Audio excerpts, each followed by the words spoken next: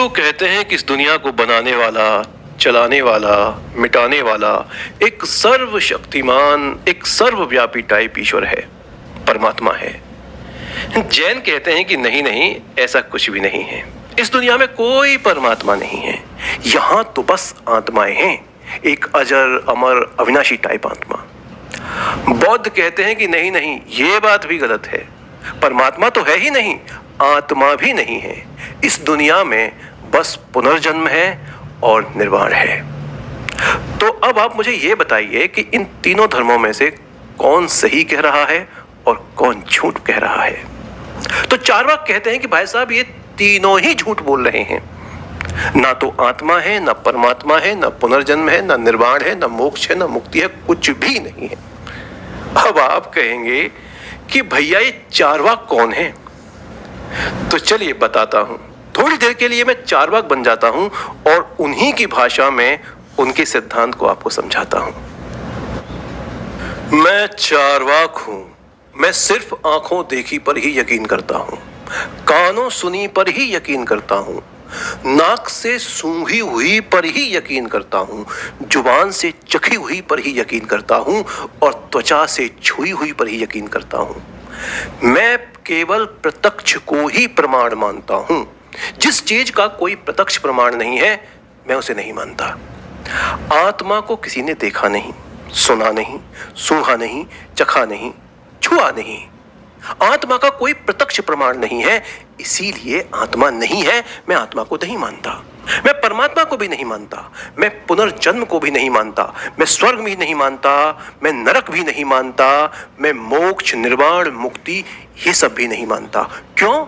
क्योंकि इनका कोई प्रत्यक्ष प्रमाण है ही नहीं, और जिस चीज का कोई प्रत्यक्ष प्रमाण नहीं होता उसे मैं नहीं मानता। देखो प्यारे, जब आदमी मरता है ना तो वो मर ही जाता है। चिता की अग्नि में शरीर, मन, बुद्धि, चेतना सब स्वाहा हो जाती है, कुछ भी नहीं बचता। ये परलोक की बातें झूठी हैं। ये श्राद्ध, ये बलि प्रथा, ये पिंडदान सब अंधविश्वास है, पाखंड है। इनके चक्कर में मत पड़ो। परलोक के चक्कर में अपने इस लोक को खराब मत करो। ऐसी ऊट पटांग साधनाएं भी मत करो जिनमें आपके शरीर को कष्ट हो, आपके मन को कष्ट हो, क्योंकि परलोक तो है ही नहीं। तुम दुखों से डर गए हो ना, ये माना कि इस संसार में दुख है, तो क्या हुआ? दुखों से डरकर तुम सुख की तरफ देखोगे ही नहीं। अगर मछली में कांटा है तो इसका मतलब यह है कि तुम मछली खाओगे ही नहीं। अरे नहीं, कांटा निकालो और मछली खाओ। ऐसे ही अपना जो ध्यान है वो दुखों से हटाओ, सुख पर केंद्रित करो, सुख से जियो। डर डर के मत जियो, मर मर के मत जियो, खुलकर जियो, सुख से जियो। जब तक जियो सुख से जियो। अगर कर्ज भी लेना पड़े तो कर्ज लो और पियो, घी पियो। शराब पीने का मन है तो शराब भी पियो। जो भी करना है कर डालो, क्योंकि बस यही जीवन है, इस जीवन के बाद कुछ भी नहीं है, जिंदगी मिलेगी ना दोबारा। तो यही है चार्वाक सिद्धांत।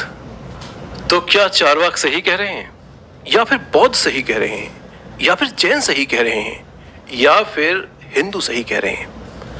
कौन सही कह रहा है? किसका सिद्धांत सही है और किसका सिद्धांत गलत है? क्या आप इस बात का पता लगा सकते हैं? क्या आपके पास कोई ऐसा तरीका है जिससे आप ये पता लगा पाए कि भैया कौन सा सिद्धांत सही है? तो आपके पास ऐसा कोई भी तरीका नहीं है, क्योंकि ये सिद्धांत जिन बातों पर आधारित है ना, उन बातों को कोई आदमी जीते जी जान ही नहीं सकता। स्वर्ग और नरक होते हैं या नहीं होते हैं, ये बात कब समझ में आएगी? ये बात तब ही समझ में आएगी जब आदमी मर जाएगा। मरने के बाद ही तो पता चलेगा कि स्वर्ग है या नहीं है। मरने से पहले इस बात को जाना ही नहीं जा सकता। आत्मा है या नहीं, इस बात का पता भी मरने के बाद ही चलेगा। जब चिता की अग्नि में आग लगेगी ना, तभी बात समझ में आएगी कि कुछ बचा कि नहीं बचा। अगर बच गया और आत्मा रह गई, तब ये बात सिद्ध होगी कि हाँ आत्मा है। तो ये बात भी तब ही सिद्ध हो सकती है जब मृत्यु होगी, जब आप मरोगे। इसी तरह ये पुनर्जन्म, ये मोक्ष, निर्वाण, ये सब बातें भी केवल तब ही पता लग सकती हैं जब आदमी मर जाएगा। मरने के बाद ही ये बात पता लग सकती है, उससे पहले कोई तरीका ही नहीं है ये बात जानने का कि ये होती भी हैं या नहीं होती हैं। बस एक ही चीज है जिसे आप जीते जी जान सकते हैं, और वो है परमात्मा। परमात्मा है या नहीं, इस बात का पता आप जीते जी लगा सकते हैं। लेकिन परमात्मा के संदर्भ में भी वो बातें जिन पर धर्म बहुत ज्यादा जोर देता है, मतलब जिन बातों पर उसने परमात्मा की परिभाषा बनाई है, वो बातें भी आप जीते जी नहीं जान सकते और मरकर भी नहीं जान सकते।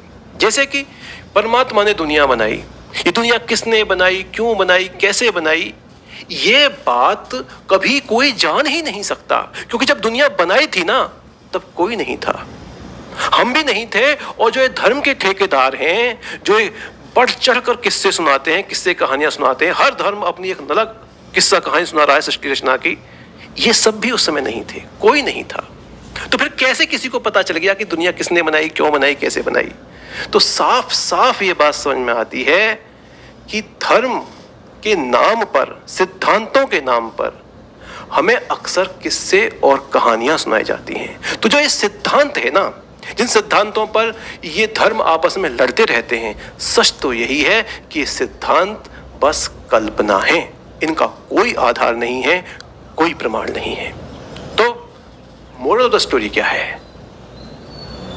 मोरल ऑफ द स्टोरी यही है कि जो चीजें अस्तित्व ने आपसे छुपाई हैं उन्हें छुपी ही रहने दो, और जो चीजें अस्तित्व आपको दिखा रहा है उन्हें देखो। पर लोग छुपा रखा है तो छुपा रहने दो। ये लोग अगर अस्तित्व दिखा रहा है तो इस लोक को देखो, ध्यान दो इस लोक पर। अगर तुम्हारा ये लोक बिगड़ गया ना तो परलोक भी बिगड़ जाएगा, और अगर ये लोक संवर गया तो परलोक भी संवर जाएगा, क्योंकि इस लोक को और उस लोक को बनाने वाला और चलाने वाला नियम एक ही है, एक ही आर्किटेक्ट है। तो अगर तुमने ये जगत संवार लिया तो सब संवर जाएगा। तो इस जगत पर ध्यान दो, इस दुनिया में आनंद से, शांति से, निडरता से, आजादी से, या एक लाइन में कहूं तो परमात्मा के साथ जीना सीखो।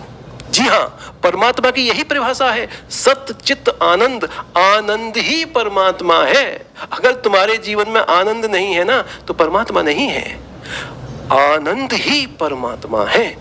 तो आनंद के साथ इस दुनिया में जीना है, निडरता के साथ जीना है, आजादी के साथ जीना है।